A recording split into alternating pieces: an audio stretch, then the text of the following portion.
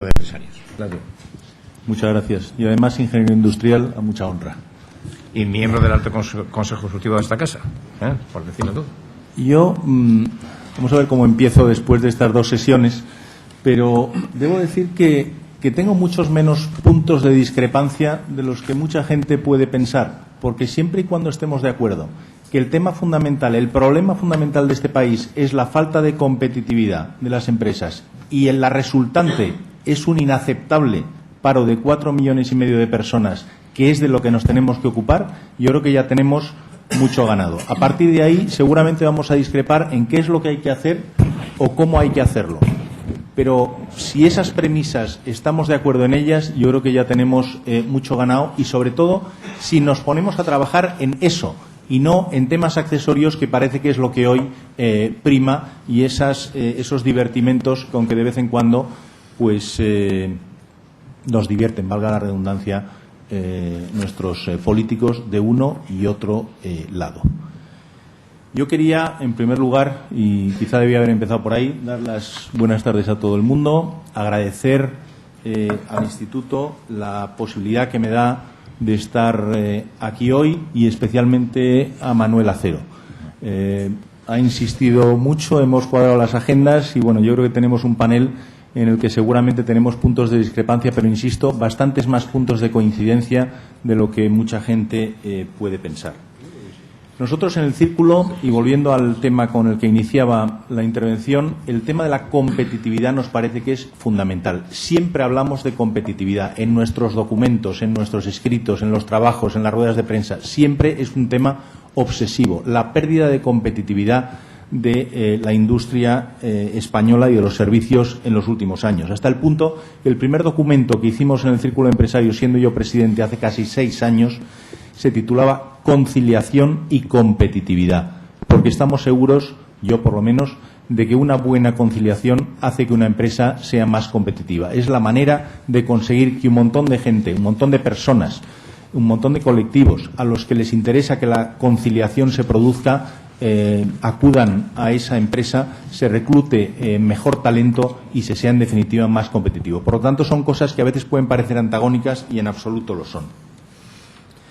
Centrándonos quizá en el tema que nos ocupa, e insisto, en el tema de la competitividad, bueno, decir que la naturaleza de la economía mundial es cada vez más global, pues me parece que es bastante claro y que es una obviedad, y que el marco en el que compite la empresa española ha tenido una profunda transformación en los últimos años, y con nuestra incorporación a la Unión Europea y al euro todavía más, pues es seguramente otra obviedad. Por lo tanto, yo estoy de acuerdo con algunos de los comentarios que se han hecho antes. Si queremos seguir haciendo lo mismo en el futuro de la misma manera, tenemos muy poco futuro. Creo que hay que ser más creativo, hay que buscar otras fórmulas de emplear a esa gente que hoy está en el paro para que vuelvan otra vez al mercado de trabajo, que es la mejor manera de que tanto ellos como el país prospere. Hay países como India, China, Brasil o Rusia, los famosos BRICS, que hace 15 años no contaban, a efectos de ser competidores nuestros, y hoy están ahí. Bueno, y se da la circunstancia de que no solamente hoy son competidores importantes, sino que incluso desde el punto de vista del comercio son los países con los que nosotros menos transamos, y son los países que están creciendo más. Luego, hay un tema no solamente de ser más competitivos en cuanto a producir, sino también ser más competitivos en cuanto a comerciar. Es mejor comerciar con aquellos que crecen más, les podremos vender más cosas, que con aquellos que crecen menos. Y hoy por hoy, y no digo que no sigamos comerciando con ellos, pero más del 60% de nuestro comercio es con la Unión Europea. Y eso es una zona del mundo que es de las que menos crece. Y es difícil establecer tantas diferencias como quizá había antes entre lo que son mercados nacionales y mercados exteriores desde el punto de vista de la producción, porque la visión geográfica de la empresa como tal está desapareciendo.